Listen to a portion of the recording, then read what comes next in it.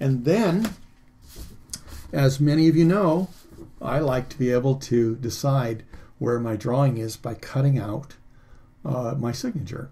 I'll do many on a page, maybe not so many now, but anyway, I would suggest you just do them until you find one that you like. And if that's comfortable for you and you think you can repeat it, then you go ahead and you move this around. Now, because we have so much value on here, this is going to look kind of odd for me to see if it's placed right there. But I might go ahead and like it there, or like it over here.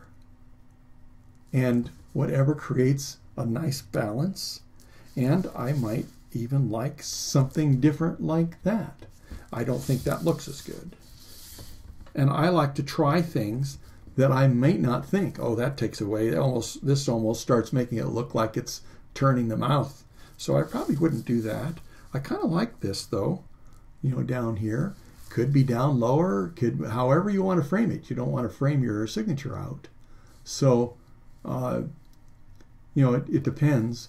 I think, keep this within the drawing. So you could even try it along the top.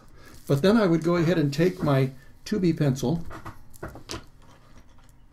so I don't have to press quite as hard, and I want to be able to remove it if I make a mistake.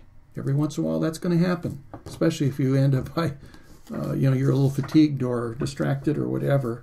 But now I'm going to take this and slip it out.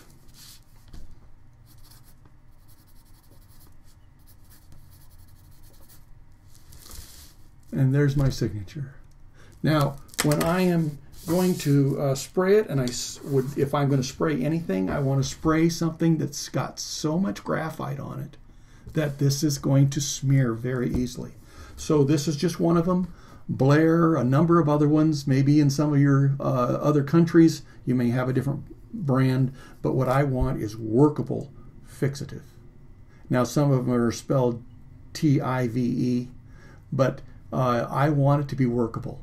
I don't like a permanent one for me.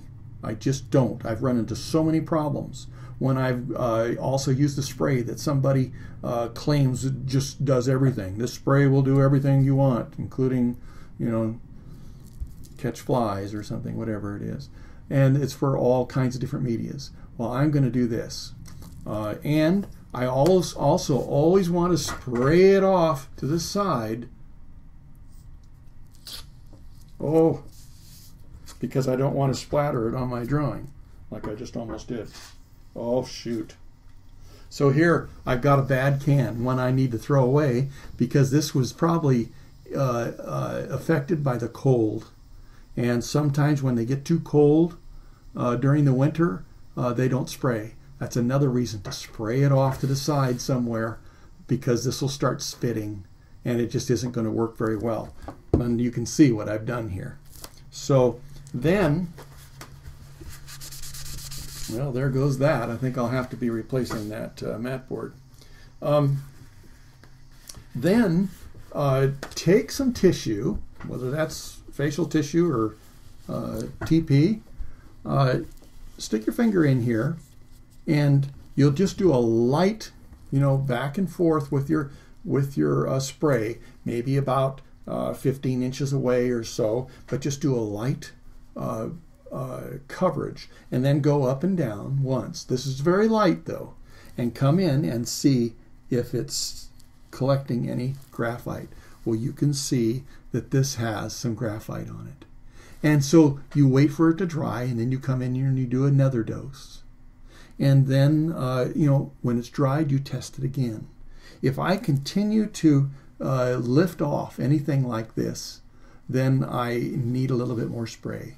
But I don't want to get carried away and do a whole lot. And you can see this part here that I touched on the paper. Look, it made a light area here on my drawing. And so I don't want to find that out and not paying attention. If I'm going to touch it, I might have touched something like this that didn't make so much difference. Coming in here, I wouldn't have noticed that. But if it keeps picking up the graphite, put another light airy coat, stay in control, and as soon as it doesn't come off on that, just by dabbing it, you don't have to get in there and go, just go ahead and just ever so slightly, come in and just touch it by, just a little bit of a touch and maybe a little bit of a swipe, I guess. But when it's ready, then you're ready.